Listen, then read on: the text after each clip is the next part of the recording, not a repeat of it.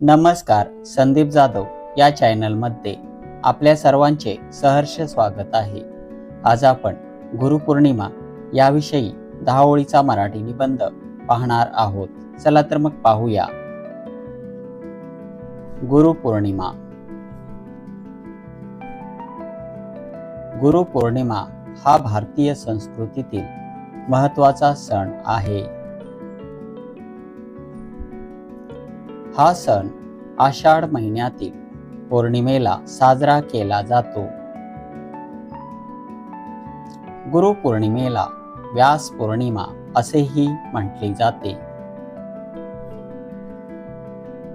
महर्षी वेदव्यास यांची जयंती म्हणूनही गुरुपौर्णिमा साजरी केली जाते।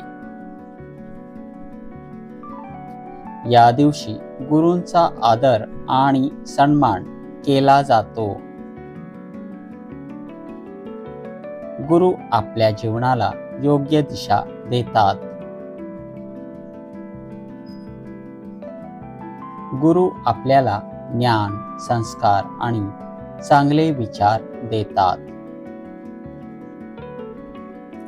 या दिवशी विद्यार्थी आपल्या गुरूंना वंदन करतात। गुरुपौर्णिमा हा गुरुविषयी कृतज्ञता व्यक्त करण्याचा दिवस आहे।